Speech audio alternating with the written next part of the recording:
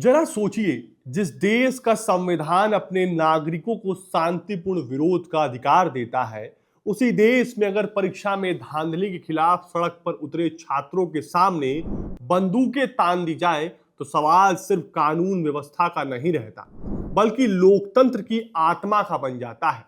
Paper leak ने लाखों युवाओं के सपनों को पहले ही चोट पहुंचाई है। वर्षों की मेहनत, परिवार की उम्मीदें और भविष्य की योजनाएं, सब कुछ एक लीक हुए प्रश्न पत्र के सामने बिखर जाता है। ऐसे में अगर छात्र जवाब मांगने सड़क पर उतरता है, तो क्या उनका स्वागत संवाद से होना चाहिए या फिर हथियार के साए में?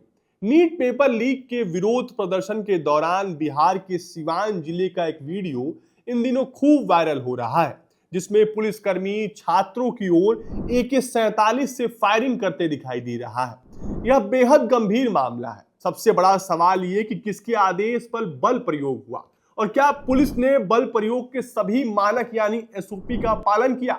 मुख्यमंत्री सम्राट चौधरी से कुछ सवाल है, क्योंकि लोकतंत्र में सत्ता जवाबदेह होती है। क्या बिहार के युवाओं का गुस्सा सुनना आपकी सरकार की जिम्मेदारी नहीं है? क्या छात्रों की मांगों का जवाब बातचीत से नहीं दिया जा सकता था? क्या सरकार यह सुनिश्चित करेगी कि विरोध कर रहे छात्रों के साथ कानून के दायरे में और संवैधानिक मर्यादाओं के अनुरूप व्यवहार हो? लोकतंत्र की असली ताकत आलोचना को सुनने में होती है, उसे दबाने में नहीं।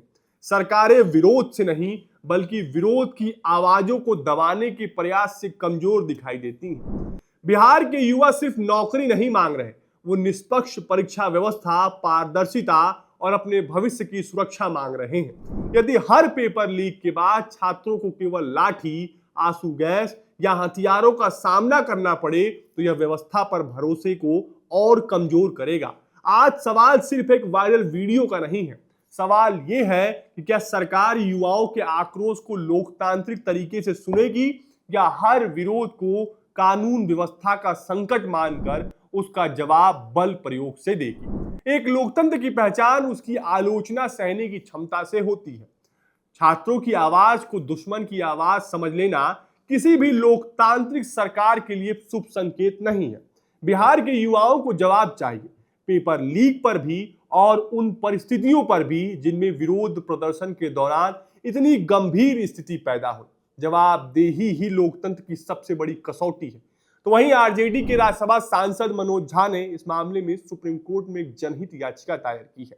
इसमें आरोप लगाया है कि बिहार के सिवान में छात्र प्रदर्शन के दौरान AK-47 का इस्तेमाल किया गया। साथ ही 20 जुलाई से शुरू हुई छात्र प्रदर्शनों के दौरान कथित अत्यधिक पुलिस बल प्रयोग के मामले में FIR दर्ज करने की मांग की गई है। वीडियो के वायरल होने के बाद पुलिस मुख्यालय ने मामले का संज्ञान लिया और कार्रवाई करते हुए अभिषेक पटेल को तत्काल प्रभाव से सस्पेंड कर दिया गया है। पुलिस अधिकारियों का कहना है कि पूरे घटनाक्रम की विस्तृत जांच कराई जा रही है। यदि जांच में किसी अन्य पुलिसकर्मी की भूमिका भी सामने आती है, तो उसके खिलाफ भी नियमानुसार कार्रवाई की जाएगी। इस मामले में सुप्रीम कोर्ट में याचिका दायर की गई है। इधर छात्रों के मुद्दों पर सुप्रीम कोर्ट में दायर तमाम याचिकाओं की सुनवाई के दौरान CGI ने कहा कि हर नागरिक की सुरक्षा जरूरी है। यदि कहीं पुलिस या किसी अन्य पक्ष की ओर से जाती हुई है, तो उसे रोका जाना चाहिए। इसके लिए स्पष्ट प्रोटोकॉल होना चाहिए। उन्होंने यह भी कहा कि मामला केवल दिल्ली का नहीं है, बल्कि देश के कई हिस्सों में ऐसे प्रदर्शन हुए हैं। सुप्रीम कोर्ट ने इन सभी याचिकाओं को एक साथ सुनने का फैसला किया। अब छात्र प्रदर्शन, कथित लाठीचार्ज और पुलिस कार्रवाई से जुड़ी सभी याचिकाओं पर कल यानी 28 जुलाई को एक साथ सुनवाई होगी।